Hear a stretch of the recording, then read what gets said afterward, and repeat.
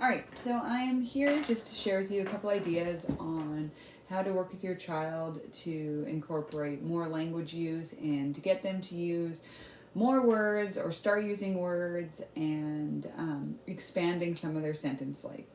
So this is all through just play-based learning. There's no special materials you need. All you need to do is use these strategies when your child's playing. So you're going to engage in play next to your child. The first thing I want to talk about for play-based learning is parallel play or side-by-side play. So if your child is playing with blocks, so make sure you always have the same toys or similar toys that your child's already playing with. So if your child's playing with these blocks, make sure you have some for yourself.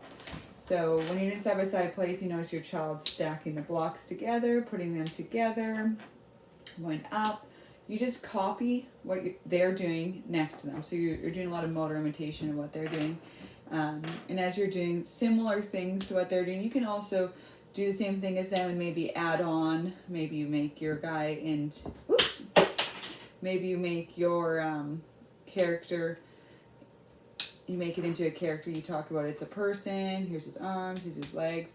But one important thing when you're doing side-by-side play or parallel play, your kiddo or your child's going to look over you and see what you're doing. So you can either expand their play ideas, but another thing that's really important for language is you can actually give them new words or motivating words or show them the pleasure and power in the words that you're using.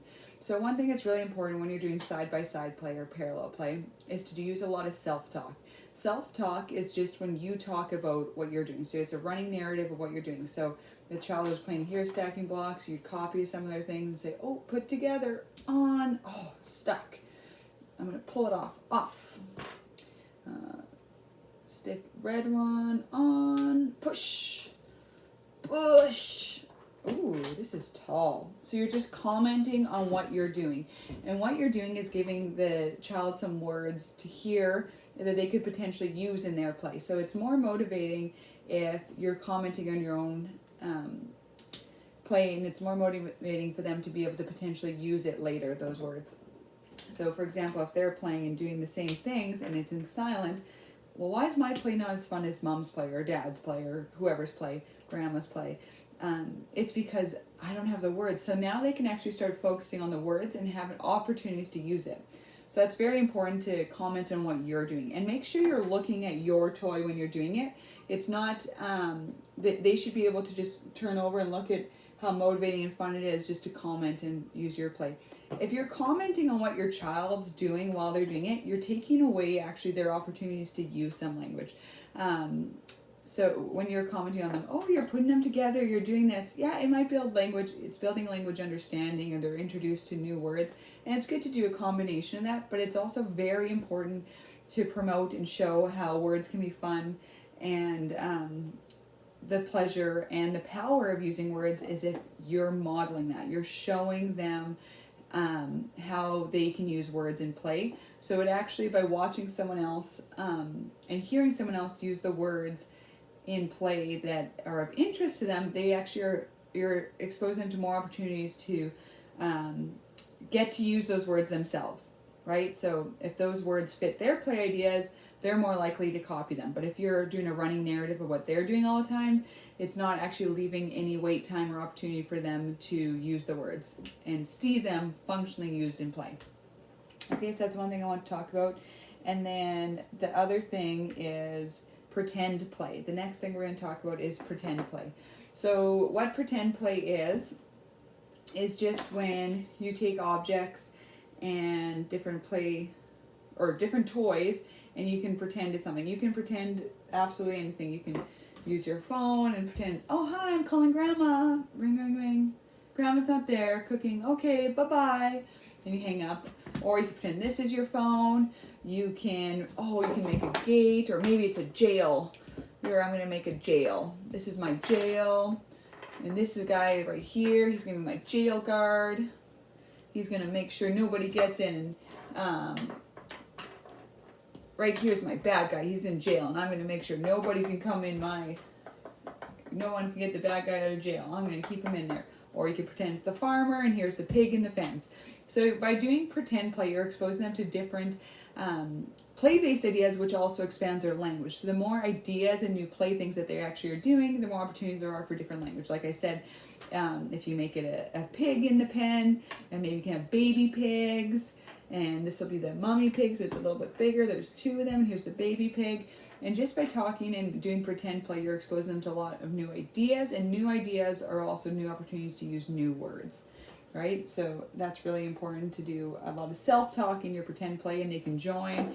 Maybe they go like this, and oh, maybe you're a horse and you broke into the pig pen. Oh, you're run free, mommy pig, go, go, go, go, right? So the pretend play is just, you're playing at their level, you're giving them new ideas and expose them to new language. And then the last thing is expansions in play. So all of these things, if your child's not talking at all, I would talk at the 1 to 2 word level. So piggy go, it's all right to shorten your sentence length.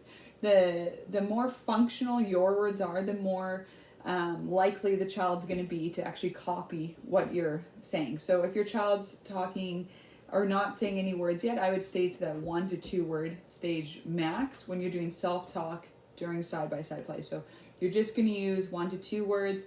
You don't have to do this throughout the day all day, but just in play. So they actually are hearing words that they would be able to copy or imitate, right? So, and if your child's at the 2, if they're saying consistently using sentences around that 2 to 3 word, you want to be able to repeat what they say and expand on their ideas to make them more adult-like.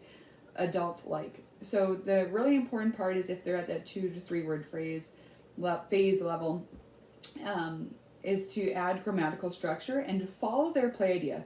You never want to make the child say what you say. You want them just to be provided with that opportunity, and for every incorrect grammatical structure they use or short sentence phrase, they're always hearing 2 good adult productions. So I'll give you an example of that. So if we're going off the theme that this was a mommy pig and here's her little baby. So when your child's talking 2, 3 words and they go, horsey smash. And then what you can do, yeah, horsey smashed. The horsey smashed the fence. The horsey broke into the fence, right? The horsey saved the animal. So you're staying on their idea, but you're just giving them more adult-like ways to say it. You're expanding on their sentence length. You're expanding on their ideas. So that's an expansion or extension, recast. And also that's very important for giving them new ways to talk about it. So you can say exactly what they say and then add something on, or you can say exactly what they said in a more grammatically correct or adult-like way. Those are very important because that's how your child learns to expand their sentence length. They expand their vocabulary. But it's very much, it's very important that we stay on the child's ideas and their play ideas. We're not trying to change their ideas. You don't, if they say, horsey smash, you don't say, no, the horsey smash. We don't want to say no, we don't want to be corrective, we just want to be expanding, and you're following the child's lead. So you're like, yeah, the horsey smashed through the fence. He's going to save the pigs. So you're just repeating what they said in a more adult-like way. And it's very important. A lot of times we stop because, oh, we understood what they said, so we just keep playing. But it's really important that we understand what they said, we show them we understand, and we repeat it back to them a little bit more adult-like, so that way their brain has a chance to hear that new structure while still currently thinking about their same play ideas because we're following their play ideas. So that's called play-based learning, and that's for language expansion, extension, vocabulary building. Follow your child's lead, do a lot of side-by-side or parallel play, or pretend play, imagine play where you're together if your child's at that level. But just have the focus on what you're saying in mind, and your child doesn't have to change or do anything different. It's all up to the adult, and that's really where some big gains can be made, and you can really help your child. And there's usually a lot less frustration if you're following their lead. Thank you.